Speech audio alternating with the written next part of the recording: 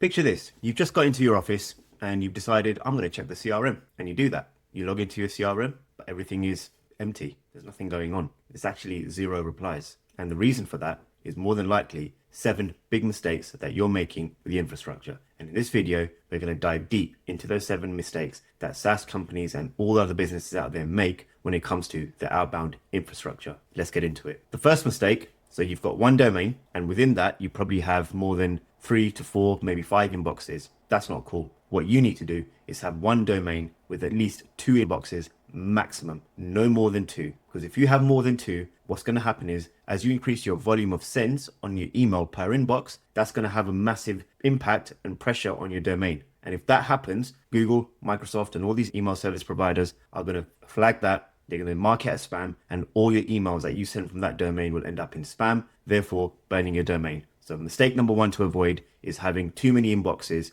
per domain. Maximum number of inboxes you should have per domain is 2. Number 2, most founders tend to set up DMARC and everything else, and they tend to leave it and forget about it. And one of the biggest mistakes they make is they set the DMARC to P, none, and forget about it. That is a rookie mistake. That is basically telling whoever you're sending the email to, or the ESP you're sending the email to, that you're a beginner and that you haven't really taken the proper due diligence or care to set things up properly. So the progression you must move from to none is to quarantine. And most founders know that they need to set up the SPF, DKIM, and DMARC records. And they do. They set it up, then they tend to forget all about it. Don't do that. What you need to do is ensure that your DMARC is set up correctly, not to P equals none, because that's basically telling the email sender, i.e. Google or Microsoft, that you yourself are not confident in your own security. So what you need to do is you must move from none to quarantine to reject. P equals reject policy tells Outlook or Google, it's not from my authenticated server, kill it. This is a massive trust signal that skyrockets your deliverability. So make sure you do that. Mistake number 3,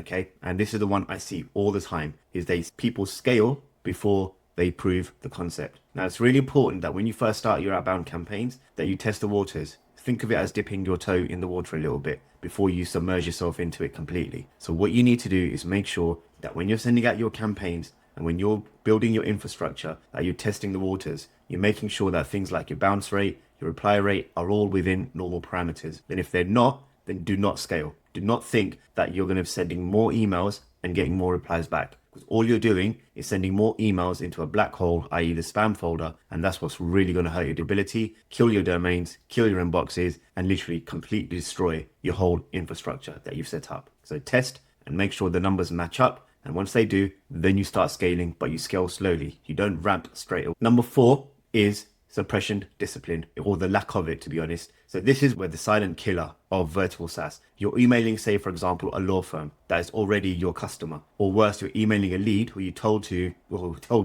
to politely go away, or in a more colorful way, told you to go away. So the reality is, this will lead to a lot more higher spam complaints, which will then, as I mentioned earlier, have an impact on your domain, have an impact on your inboxes, and completely crush and destroy your infrastructure. So what you need to do is have a global suppression list. If someone unsubscribes from a domain A, they must automatically be blocked from domain B, C, D, E, F, and all the other domains you've got in your infrastructure, okay? Because if you don't do that, it's going to have a knock-on effect. So if they unsubscribe for domain A, but they're still receiving emails from domain B, C, and D, you got yourself a bit of a problem there. And that is what's going to kill not just that one domain, but all your domains in your infrastructure. So make sure you practice global suppression with discipline and accuracy. One of the other biggest mistakes, which is mistake number 5 that I see people making, is buying cheap domains. So domains like .xyz, .org, or .something or other, those do not carry any trust for the email service providers like Google and Microsoft. So domains such as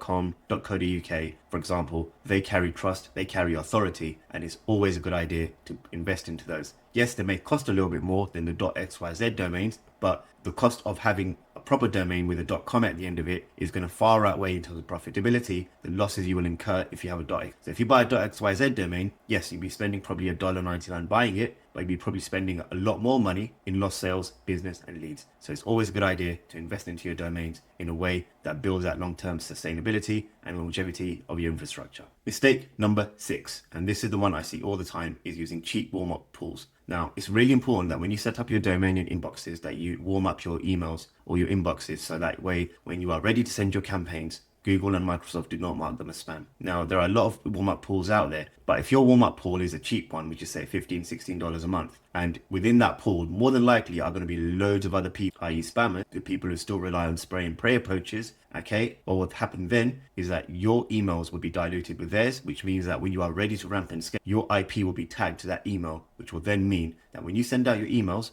your domain is going to be flagged as a high risk sender, which will then make it go blacklisted, and then you'll crush your deliverability and everything else altogether. So what you need to do is make sure that you invest into a proper warm-up pool, which has IP security or an IP isolation. So that way you are not compromised when you start sending out your campaign. And finally, mistake number 7, redirects. It's really important that you ensure that your redirects are not spammy and they're not dangerous, and above all, they don't look dirty. What do I mean by that? So let's say, for example, you've got acme.com as your main domain and you're sending out emails from that domain itself. And then you redirect to tryme.com, which is a whole different domain altogether. That sends a signal to the ESPs, Google and Microsoft that is, that you are a phishing email. And that will then very quickly land you in the spam box and delist that domain that you're using and basically destroy your whole infrastructure again. So the main fix to ensure that this doesn't happen is that your secondary domains have their own SSL certificate and a soft landing page that matches your brand main site. That's really important. So if that happens, and if you build that in as part of the infrastructure, your emails will not be targeted off as spam. Look, at the end of the day, infrastructure setup is not sexy, okay? It's not this magic pill or anything at all, but it is so important and so essential. Your outbound infrastructure will not exist if your health of your infrastructure is really, so it's really important to understand things like your DNS, your DMARC, your SPF, your DKIM,